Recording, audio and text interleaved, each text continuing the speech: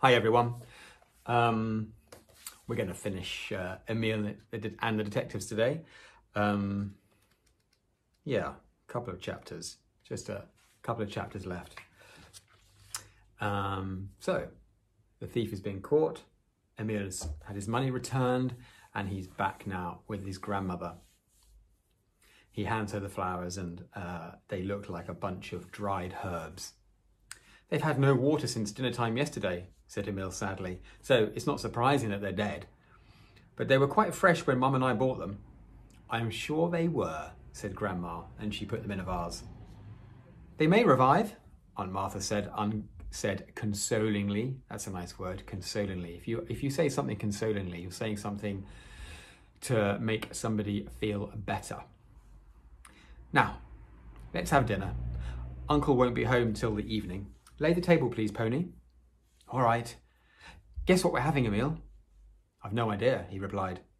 What do you like best? Macaroni cheese with ham. Well, that's exactly what we're having. That was what Emil had had for dinner only the day before.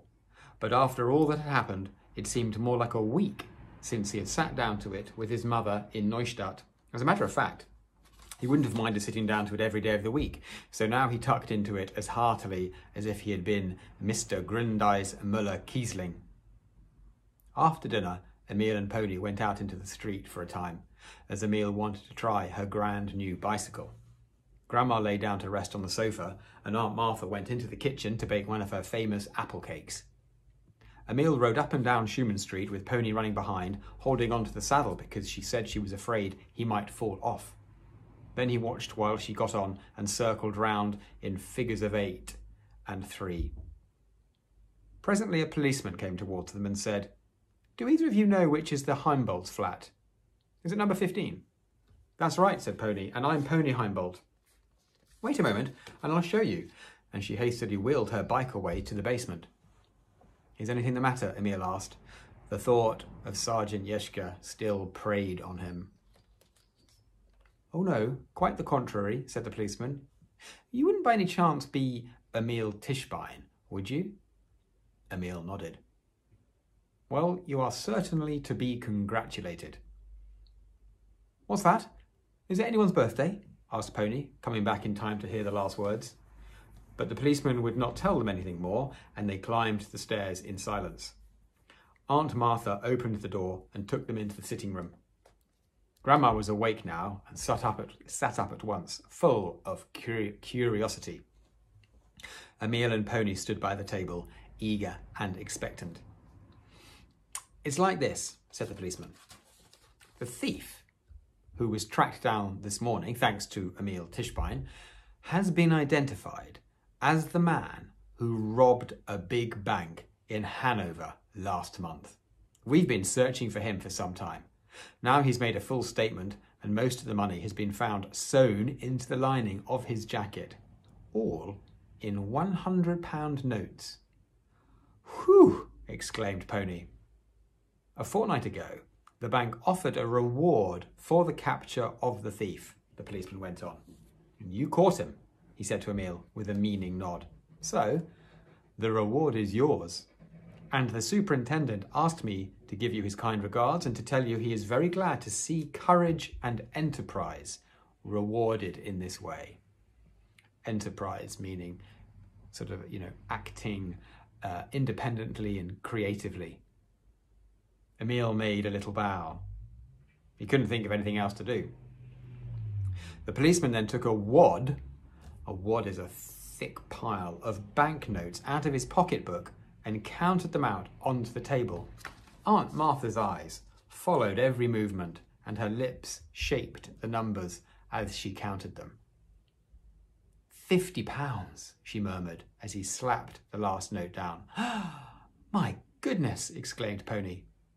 It was Grandma who signed the policeman's receipt, and before he went away, Aunt Martha gave him a glass of cherry brandy, which she brought out of Uncle's cupboard. Emil sat down on the sofa by his grandmother, quite speechless, and she put her arm round him. I can hardly believe it, she said, shaking her head. I can hardly believe it. Pony got up on a chair and pretended to be conducting a band. Now we'll invite Now we'll invite all the other boys to tea, she sang. Yes, we can do that, Emil said, finding his voice at last, but first of all, oh, what fun. I can, can't I? Let's make Mum come to Berlin too. Chapter 17. Mrs. Tischbein is sent for. Mrs. Worth, the Neustadt baker's wife, went along to Mrs. Tischbein's early next morning and rang her doorbell. Good morning, she said when the door opened. How are you, Mrs. Tischbein? Oh, good morning, Mrs. Worth, Emil's mother replied. Well, I'm so worried. I haven't heard a word from my boy since he went away, and each time the bell rings, I feel sure it must be the postman. But no. Do you want to make an appointment? No, said the baker's wife. I've just come to bring you a message. Oh, yes, that's very kind of you. It's from Emil. He sends his love, and... Oh, merciful heavens, has anything happened to him? Where is he? How did you hear? What's it all about? Mrs. Tischbein was so frantic she could hardly wait for the rest of the message. No, it's all right, my dear, said Mrs. Worth soothingly. Emil's perfectly all right. But, would you believe it? He went and caught a bank thief. And there was a reward out for him, and Emil's got the reward, £50. What do you say to that? And they want you to go to Berlin on the midday train. How do you know? Mrs. Tischbein asked weakly. Your sister, Mrs. Heimbold, rang us up at the shop and asked me to take you the message. Emil spoke to me himself too, and they want you to go at once today. You'll be able to, won't you, now that Emil has all that money? Well, yes, I suppose so, replied Mrs. Tischbein vaguely, hardly knowing whether she was on her head or her heels. £50? For catching a thief? What on earth made him do such a thing? He does do stupid things. Well, not so stupid this time, surely. £50 is a lot of money, Mrs. Worth pointed out. Yeah, well, don't keep on so about the money, said Mrs. Tischbein fretfully. Well, worse things can happen on a holiday. So you're going to Berlin? Well, yes, of course I am. I shan't have a moment's peace until I have my eye on him again. I hope you'll have a pleasant journey and enjoy yourself. Thank you, Mrs. Worth, said Mrs. Tischbein, shutting the door and shaking her head slowly from side to side in her astonishment. Sitting in the train to Berlin that same afternoon, she had an even greater shock. She was very nervous and restless and kept looking round the compartment and out of the windows, trying to count the telegraph poles as they flashed by. The train seemed to go so slowly she wanted to get out and push it. Opposite her sat a man reading a newspaper, and presently her roving eye caught sight of something in it which produced a loud, "Oh, merciful goodness!" and she snatched the paper out of his hand. He thought she must have gone quite mad. "There," she cried, "look, Emil, my son!" and she pointed to a photograph on the front page. "Really? Is that so?" said the man, relieved and interested. "Fancy you being that boy Tischbein's mother. Allow me to congratulate you, Mrs. Tischbein." Not at all, she replied mildly, for she was already beginning to read what the paper said. First, in large letters, were the words, "Feat of boy detective." Feet, spelled F-E-A-T, not feet as in what you put in your shoes. Feat meaning an accomplishment. Feat of boy detective. 100 Berlin children chase thief. Then followed a detailed account of Emil's exciting adventures from the time he left Neustadt until he reached police headquarters in Berlin. Mrs. Tischbein grew quite pale as she read it. The paper shook in her hands as though she was sitting in a high wind, but in fact both the windows were tight shut. The man could hardly wait for her to finish, but Emil's story filled almost the whole of the front page, including his picture stuck right in the middle of the print, and it took his mother a long time to read it through. At last she put the paper down and said, "The moment he gets off on his own, he goes and does a thing like that." She sounded quite exasperated, meaning sort of frustrated. "And I'd warned him particularly to take care of the money. I don't know how he could have let it happen. He knows how little we have, and he lets the whole lot, £7, be taken out of his pocket by a thief."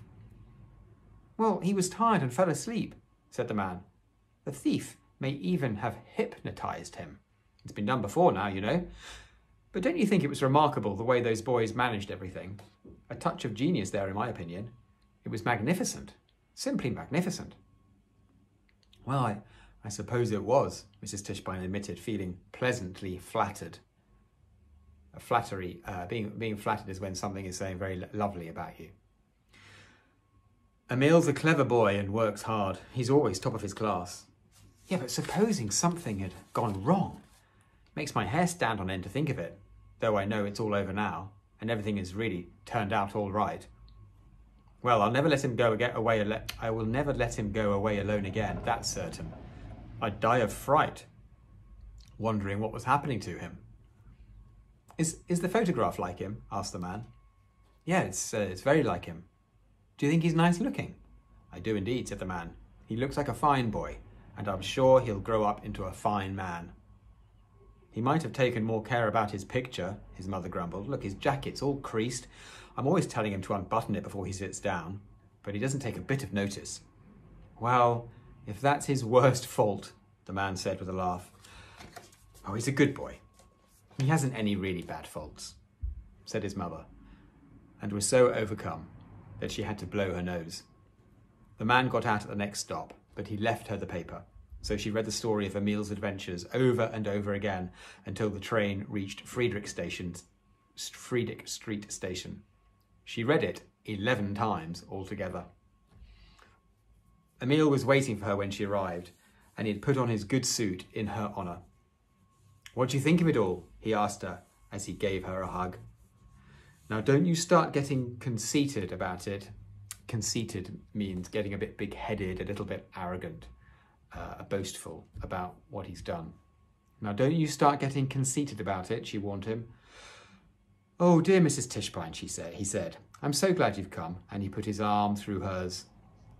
Your thief hunting hasn't improved the look of your suit, she remarked, but she did not sound in the least cross. I could get a new one now, if it was all right by you. And where from, may I ask? Some shop wants to give suits to me and Gustav and the professor, Emil told her, because then they could say in the papers that we detectives get all our suits from them. For the advertisement, see? I see, said his mother. But I expect we'll refuse them, he said grandly, though they did say we could have a football each instead of a rotten old suit. But we think all this fuss they're making is jolly silly. Grown-ups seem to like that sort of thing, but we've got more sense. Bravo, said his mother. Uncle locked up the money. £50, isn't that wonderful? The first thing we'll do is to get you an electric hairdryer and a proper winter coat with fur on it. I haven't decided what to get for myself yet. Perhaps a football or a camera, we'll see. I'm not sure that we ought not to put the money in the bank, said his mother thoughtfully. You may be glad of it later on. We're going to have that dryer and the coat anyway, Emil insisted stoutly. We can save what's left over if you like. Well, we'll discuss it later, said his mother, squeezing his arm. Did you know they had my picture in all the papers, Emil said, and printed lots of stuff about us too? Oh, I read one of them in the train, said his mother. I was dreadfully upset at first. You're quite sure you're all right, Emil? Of course. It was marvellous. I'll tell you all about it later. But you must see the other boys first. Where are they? They're at Aunt Martha's. She made a huge apple cake yesterday and invited all the chaps to come round this afternoon. They're there now, making no end of a row, I bet.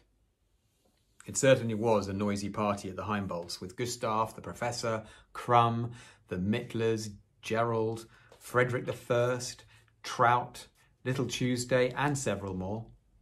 There were hardly enough chairs for them all. Pony Hutchin was running from one to another with a huge pot of hot chocolate, and Aunt Martha's apple cake was a dream. Grandma was sitting on the sofa laughing at them all and looking 10 years younger. End of part 1.